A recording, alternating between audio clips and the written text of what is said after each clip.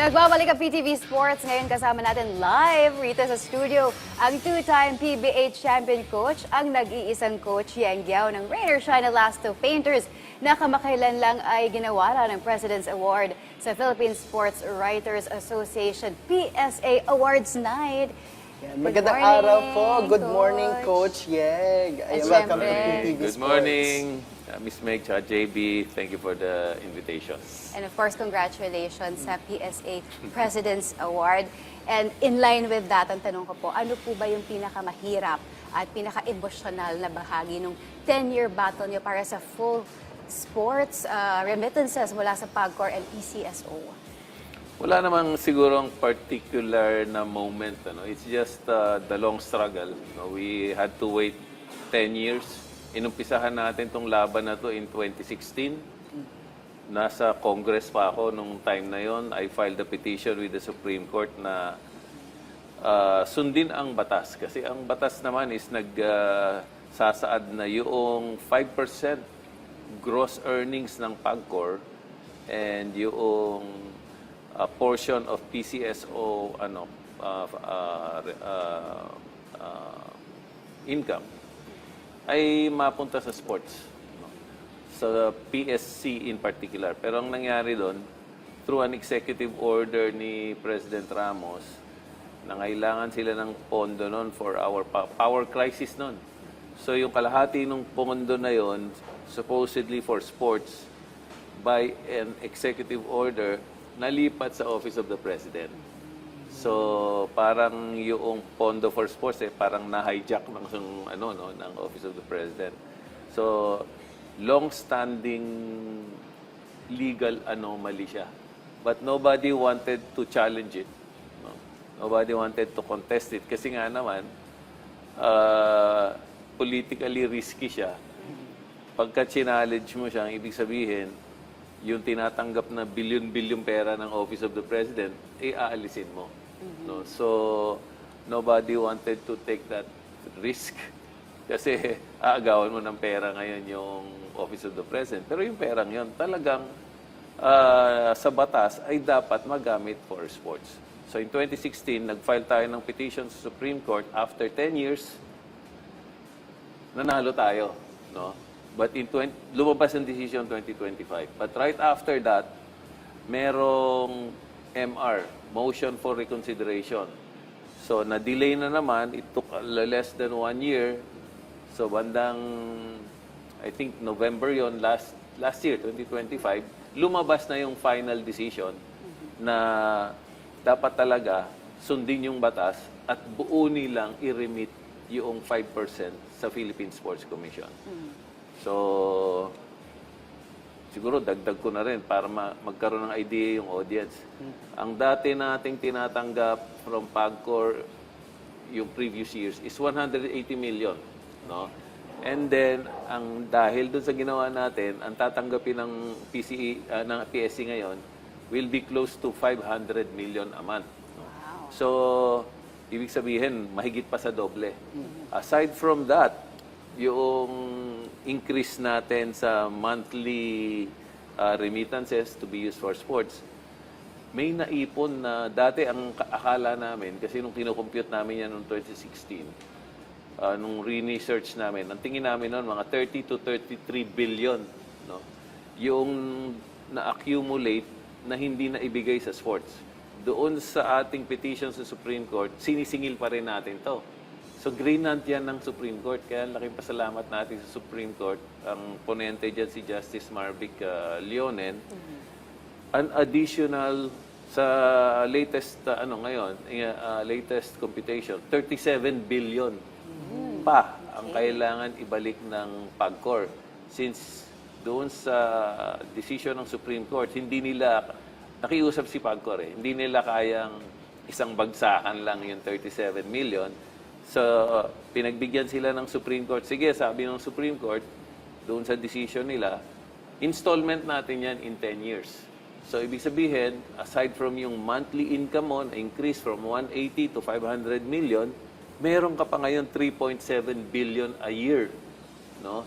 And that's really a windfall for Philippine sports. Right. Kaya sabi ko kay Chairman Pato, magagawa na niya, no, yung mga legacy projects, improvement of the status of our athletes with that money na darating pa sa Philippine Sports Commission. I just want to, sabi niyo po kanina na politically risky yung ginawa niyo. That's why a lot of politicians doesn't want to enter that issue. Tama. Pero when did you realize po na kailangan ko labanan itong sistema, lalo-lalo na po dun sa kakulangan ng suporta sa sports? Nararamdaman yan lahat ng sports leaders eh. At alam nila yan, yung batas na yan. But nobody wanted to challenge nga because ang kakalabanin mo, si PAGCOR, si PCSO, at si Office of the President.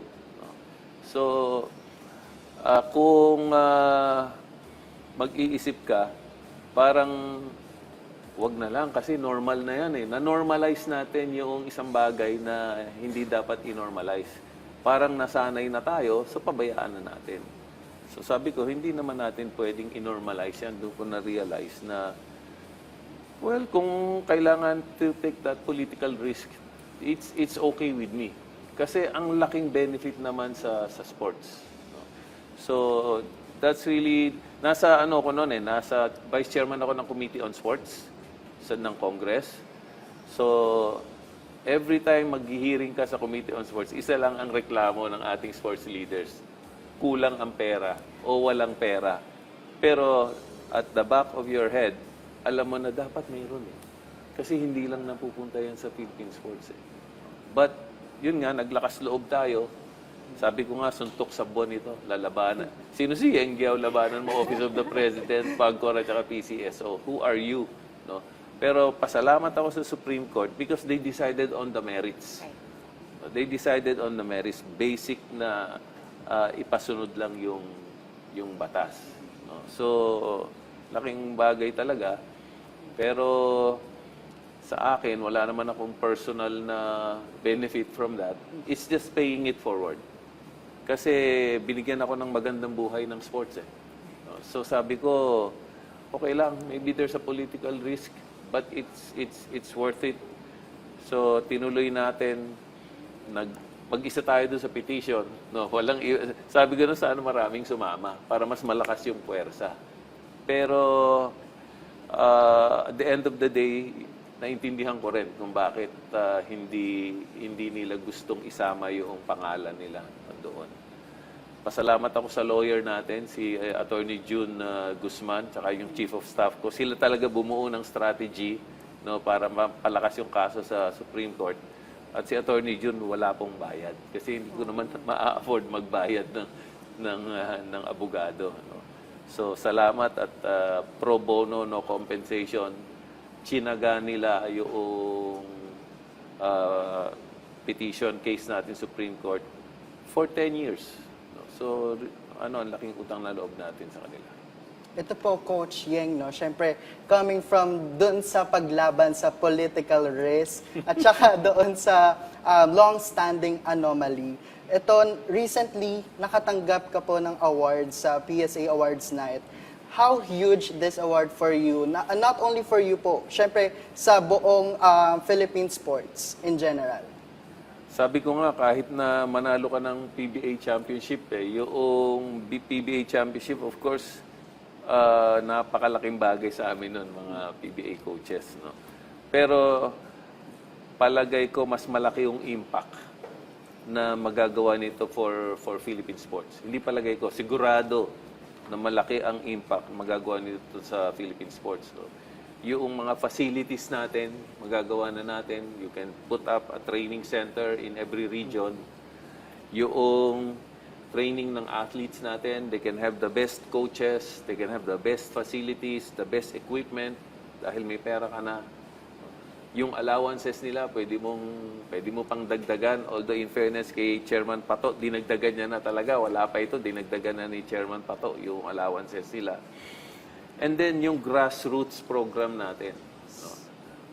Lahat ng youth, basta mahilig ka sa sports, kahit na hindi ka youth Pag nagtayo tayo ng isang facility sa isang lugar, let's say sa region, whether it's Visayas, Mindanao, or Luzon, that facility will benefit not only the athletes, it will benefit yung ordinaryong mamamayan natin. Gusto mong mag-swimming, pwede ka mag-swimming doon. Gusto mong mag-jogging, maganda yung track and field oval natin. Gusto mong mag-picnic ka doon, okay lang. Ang kulang kasi natin sa Pilipinas, wala tayong mga parks. Wala tayong mga parke. Kasi kung gusto mong mag-isip-isip lang at maglakad, maglalakad ka sa daan, puro usok, tsaka baka masagasaan ka pa, no? Kasi masikip. So now, if you have a facility close to you, the national athletes can train there, and then regular citizens can make use of that facility. No? Kung mahilig ka sa sports, meron doon. Kung gusto mo lang naglalakad ka in the morning, kasama mo ang barkada mo or pamilya mo, you can walk the oval safely. No? So, ano yun? Naisip na ni Chairman Pato at saka yung mga commissioners niya. No? So, pagdating noong pondo natin, they will know how to make use of that. Ito, At idagdag ko lang dahil nabanggit niyo po yan, since ngayon po na mas secured na po yung mas malaking pondo para sa Philippine sports, kasama na dyan po yung 5% retroactive funds. Ang dami niyo po nabanggit kanina, pero ano po ba yung top priorities na kailangan mo ng pagtuunan ng pansin ng gobyerno at ng ating mga sports leaders? Nabanggit din niya ni Chairman Pato at ako naniniwala ako dun sa priorities niya. Number one is athletes' welfare. No, siguraduhin natin na inaalagaan natin yung mga athletes natin. No. Number two is yung improvement and additional infrastructure or mga training centers nga. No. Kasi nangyayari ngayon, kung football player ka, kung swimmer ka, kung magaling ka sa gymnastics, nasa probinsya ka, para mag-training ka, you have to go to Metro Manila. Pero kung meron kang facilities doon, tapos merong mga coaches doon, at ginagawa nila yung trabaho nila na i-promote ang sports nila doon sa grassroots, kayang-kaya mo nang gawin dahil doon ka na may facility. Siguro later on, pag umangat na yung elite athletes, makikita mo kung sino magaling. That's the time we bring them to Manila for higher competition. So, alam ni Chairman Pato yon. And then, ang isa pang priority ni Chairman Pato is to host international competitions, both for improving the sport and for improving our tourism industry. So, yung tanong mo na paano yung mga priorities sa programs, they are all mapped out by Philippine Sports Commission already. Ito naman, Coach, let's talk about the upcoming PBA Commissioner's Cup. How's the development po of the team's young core, syempre with Gian Mamuyak, Adrian Nocom, Andre Caracot, Santi Santillan, and Jonard Clarito po? Yes, yung mga pangalan na banggit mo, yun yung mga ano natin, yung mga core at saka yung mga reliables natin dati pa, no? I'm very happy with their development kasi mga bata ito eh. So that means yung upside nila, yung future nila maganda pa. And then, nadagdagan tayo ng 3 rookies from the draft. No? Si June Roque, si Deo Quahao, at saka si Josh David. I see them in practice.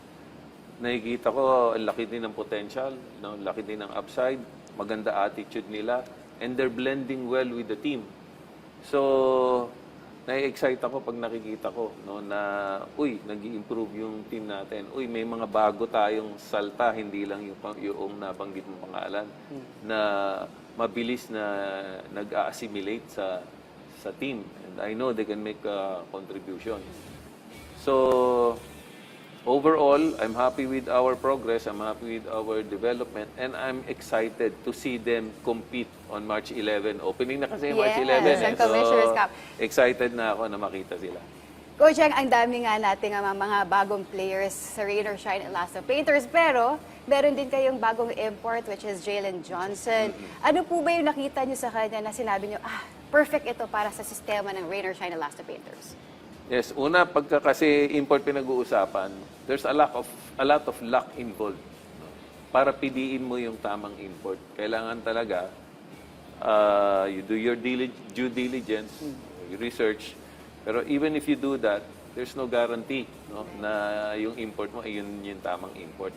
Pero dito sa import namin ngayon, nakikita ko, yung tinatanong nyo, yung mga qualities or skill set na kailangan niya at nakita namin na pwedeng mag-contribute sa team. We are a running team. So pagka running team ka, kailangan nakakasabay sa iyo sa takbuhan yung import mo. Unlimited kasi yung height eh. No? Pag unlimited height, if you maximize yung height, let's say you get a 7-footer, para sa amin, baka naman hindi siya makasabay sa takbuhan. Dahil pag lumalaki yung player, medyo bumabagal. Pero meron pa rin mabilis. No? So at 6'9", 6'10", itong import namin, I feel can run with the team, makakasabay siya, and at the same time, ang gusto namin sa kanya, meron siyang 3-point shooting. Ako gusto ko yung mga players na Yes. malalaki na may 3-point shooting. Eh, no? So nagko-complement siya doon sa offense namin. Defensively naman, he's also instinctively a rim protector. No?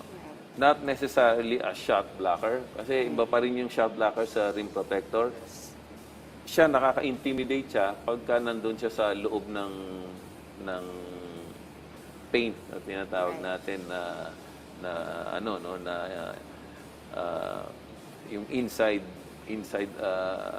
operations ng isang shot, ng isang rim protector. So both on offense and defense, tingin ko na aangkop yung style niya, yung skill set niya. But you will only know this for sure pag nasa labanan na eh. Totoo po yan. Doon mo lang talaga masusubukan. So far I'm seeing good things, but let's see pagdating ng labanan. Coach Yeng, sa mga previous conferences nyo, naging hamon para sa inyo yung consistency in terms of rebounding and interior defense nyo. Sa tingin nyo po ba with JJ, mapupunan yung kakulangan na yon? Parang ni-research mo talaga yung team namin. Siyempre naman po. Yun talaga yung Coach, kulang I namin. remember No? when I was, covering yung Rain or Shine Last of Painters, totoo yun yung kay Coach, towards the last part ng kanilang training, talagang 3 points 3 yung... points yung mga nagpaulan. So, sakto, no? Yung sakto yung analysis mo. Yes, we feel that Jalen Johnson can complement yung team and yung mga pagkukulang namin, no? Rebounding, interior defense, 3-point shooting, pwede niyang i-contribute yun. No? So, kaya nga isang bagay pa rin yun kung bakit siya yung kinuha namin. No? So, at 29 years old, parang ito yung peak mo no, ng athletic abilities mo no. Dati kasi pwede kang kumuha ng experience, pero kung mga 33 to 35 years old na siya, ang siguro fear mo, baka hindi siya makasabay sa takbuhan or baka 2 quarters lang siya, hindi na siya makasabay sa takbuhan. So, you have to be in really good shape to be able to complement our running game. And tama si Miss Meg, yun yung mga actually departments no, in the game that we're trying to fill up with our import, no, rebounding and interior defense. May nabanggit niyo po kanina na madami kayong mga new players sa team. So, paano niyo po ginagamit yung karanasan ng inyong mga veteran players para po mas mapabilis po yung maturity and decision-making skills ng inyong mga bagong players sa loob ng court? Aside from us, no, the coaches and coaching staff, we make sure na una, our players are comfortable in the environment. Number 2, that they will know the roles. No, number 3, that they understand our system. No.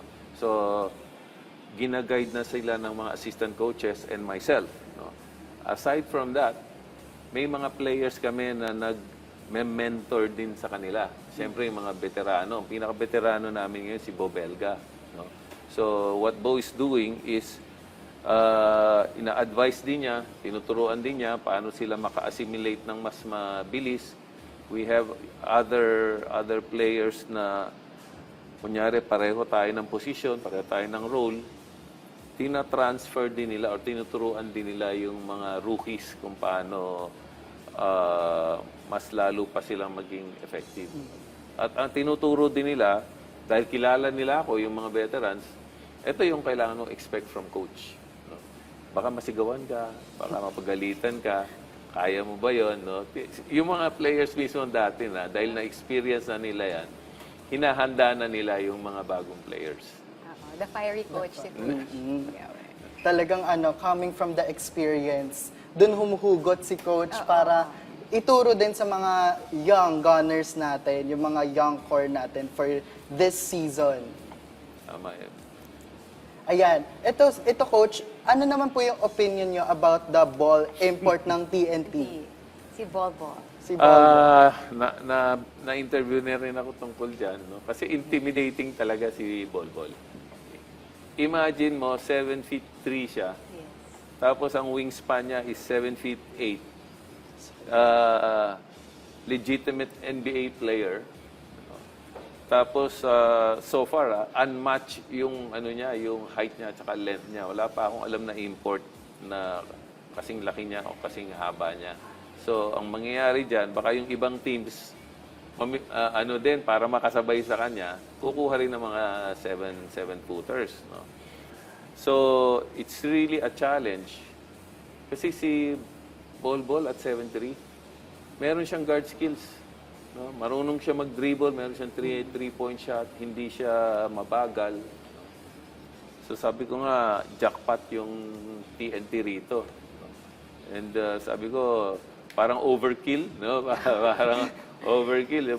Paano mo didepensahan kahit na meron kaming 6'9 or 6'10 na import? Kung 7'3 siya, pumoste lang siya, tatanggap lang ng bola, how do you defend that? So even other coaches will have problems with that. That's my next question eh. Ang dami pong mga athletic at malalaking imports ngayon coming from the different teams. Paano niyo po i-adjust yung defensive schemes niyo? Wala pa sa ngayon eh, no? Kasi what we're trying to do is organically, no? Yung organic base defense namin, yun muna ang inaayos namin. Later on, magiging specific na siya. Specific scheme, no? Specific game plan for different players. Pag nakita mo na kung ano yung tendencies niya, nakita mo kung ano yung weaknesses niya, then from your organic or basic defense, you can now go into the details of scheming. So since March 11 pa naman yan, pag-aaralan namin paano depensahan yung mga 7-footers. Pero inuna na namin yung rosary at saka yung novena namin. Dinagdagan namin yung dasal. In advance na yung Holy Yung dasal namin.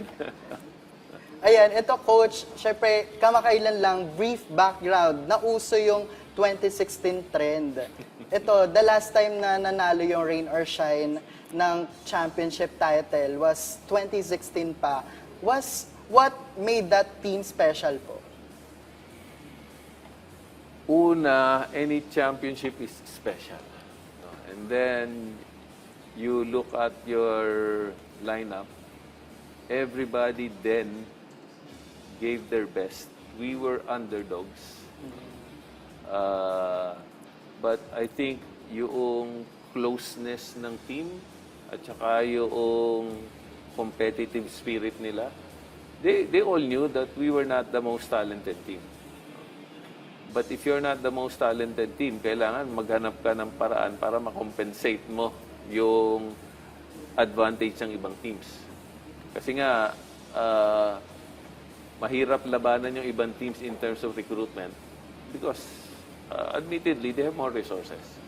So, kung ganun ang sitwasyon, yung 2016 team namin, realized that. No? And then, you build an attitude na laban lang tayo kahit anong mangyari. No? And then, work on your skills. You cannot do anything about talent, but you can improve your skills. You can improve your basketball IQ. You can improve your effort that you put in. You can improve your character. No, importante rin yung character mo. So, nagsama-sama yan doon sa 2016 team namin. Kaya siguro sinuwerte kami. Which, ito mabilisang tanong, ano po yung thoughts nyo dun sa debate about Asi Taulava at saka Junmar Fajardo? Natawa si Coach. Admitted naman si Asi, no? Si Junmar is the GOAT. No? At I don't think Asi is trying to compete with that. Asi has his own niche and place for his greatness. No? And Junmar, how do you argue against 9-time MVP yata siya? No? 10 times. 10 Oo, times 10 na yata. times. No? Tapos meron pang mga kasamang championships yun. So I think if you look at the record by itself, Junmar is the GOAT. Finally, Coach, meron po ba kayong gustong batiin? And kindly invite our viewers dito sa upcoming Commissioner's Cup happening March 11. Sa lahat po ng PBA fans, unang-una po, sana suportahan nyo yung Rain or Shine team namin. No? We are always trying to give our best para matuwa yung mga nag-cheer sa amin at nagsusupport ng team namin. And then, March 11 is the PBA opening. Meron po tayong guest team dito. No? I think yung guest team is meron ding mga 7-footers na kukunin. So, just for that novelty and variety, ang gandang manood ng PBA ngayon. So, watch it po. Opening na po tayo ng March 11. Magkita-kita po tayo doon. On that note, maraming salamat, Coach Yeng Guiao. Alam niyo po, sobrang salamat, nabitin Coach. ako kasi ang dami ko pa pong tanong talaga. Kaya lang naubusan tayo ng oras. Maraming salamat. Maraming salamat. Maraming salamat din for the opportunity.